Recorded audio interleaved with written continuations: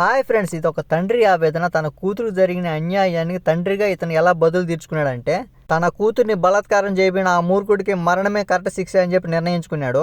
అసలు ఏం జరిగిందంటే, ప్రసాద్ అనేవాడు నా ఫ్రెండ్. చిన్నప్పటి నుంచి మేము కలిసి పెరిగాము. చిన్నప్పటి నుంచి అతనేంటో నాకు తెలుసు. ఒకరి జోలికి పాడు, ఒకరితో కొట్లాడు, ఒకరితో మాట్లాడు పెద్దగా. అలాంటి వ్యక్తి ఒకరిని చంపాల్సి వచ్చిందంటే తన మనసు ఎంత గాయపడిందో మీరే అర్థం చేసుకోండి. అలాంటి వ్యక్తి చంపాల్సి వచ్చిందంటే చంపింది అతను కాదు, తనలో ఉన్న బాధ, తనలో ఉన్న ఆవేదన. అతన్ని చంపడం ఏమాత్రం తప్పు కాదు. నా ఫుల్ సపోర్ట్ నా ఫ్రెండ్కే ఇస్తున్నా. చిన్న పిల్ల 11 సంవత్సరాల తన కూతురుని ఆ మూర్ఖుడు బలాత్కారం చేయబోయాడు. చిన్నప్పటి నుంచి ఆ పాపని ఎత్తుకొని పెంచుంటాడు. అలాంటి ఉద్దేశం ఎలా వచ్చిందో అతనికి నాకైతే అర్థం కాల. తన సొంత బంధువులే తనను మోసం చేసి తన పాపని ఇలా చేయడం అనేది చాలా బాధాకరంగా ఉండదు నాకు. ఆ పాప నిద్రపోతున్న సమయంలో అసభ్యకరంగా ప్రవర్తించడం చాలా చాలా పెద్ద తప్పు.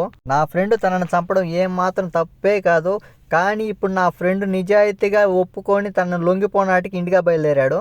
ప్రసాద్ అనే వ్యక్తి అమాయకుడు. అతను చంపడం అనే అంత ఉద్దేశం తనకు ఎలా వచ్చిందో నాకైతే అర్థం కాలేదు. నాకు ఈ విషయం తెలుస్తాను నేనైతే షాక్ అయిపోయా. 4 రోజులు తన కోవేటంలో పర్మిషన్ అడిగి ఇంటికి వెళ్ళేసి తనను చంపేసి మళ్ళీ కోవేట్కి వచ్చినాడంటే తనలో ఉన్న బాధ ఎలా ఉన్నదో అర్థం చేసుకోండి.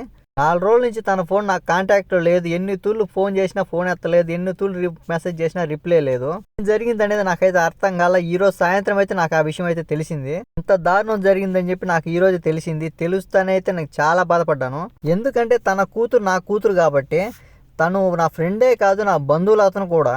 తండ్రిగా తన కూతురికి తను చేసిన న్యాయం 100% కరెక్ట్. ఇప్పుడు తన మనసు సాటిస్ఫాక్షన్ అయి ఉంటుంది. నేను తన బాధ చూశాను. ఈ విషయం తెలియగానే నేనైతే చచ్చిపోవాలని చెప్పి అనుకున్నాను అని చెప్పి వీడియోలో ఎంతో బాధాకరంగా వీడియో చేశాడు. ఆ వీడియో చూడగానే నాకైతే కన్నీళ్ళు అయితే ఆగలేదు. దయచేసి నా ఫ్రెండ్కి సపోర్ట్ చేయండి. దయచేసి ఈ వీడియో అందరికీ షేర్ చేయండి. తన ఊరు వచ్చే చిన్నవరంపాడు, ఓబులారిపల్లి మండలం, ఐలరాజపల్లి గ్రామం, అన్నమయ్య జిల్లా. తన ఊరు పక్కనే మా ఊరు కూడా. ప్రసాద్కు కాంటాక్ట్ చేసినా కాంటాక్ట్లో లేడు. ప్రసాద్కి నేను చెప్పే విషయం ఏంటంటే, ఎన్ని సమస్యలు వచ్చినా ఎదుర్కో, కానీ చెడు ఆలోచనలు మాత్రం తీసుకోగాకు, చెడు నిర్ణయాలు తీసుకోగాకు. మనకు దేవుడు ఉన్నాడు. దేవుడు నీకు ఖచ్చితంగా న్యాయం చేస్తాడని నేను మనస్ఫూర్తిగా కోరుకుంటున్నా.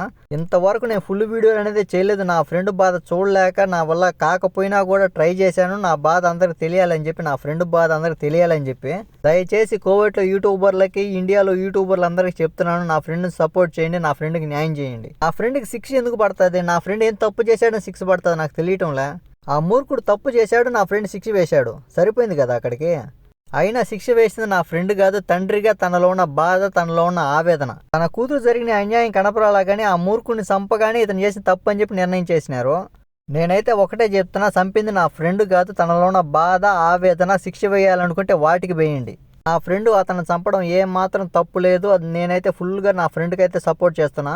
ఈ వీడియో అందరికి షేర్ చేయండి. నా ఫ్రెండ్కి ఏ శిక్ష పడుతుందో నాకైతే తెలియటంలే.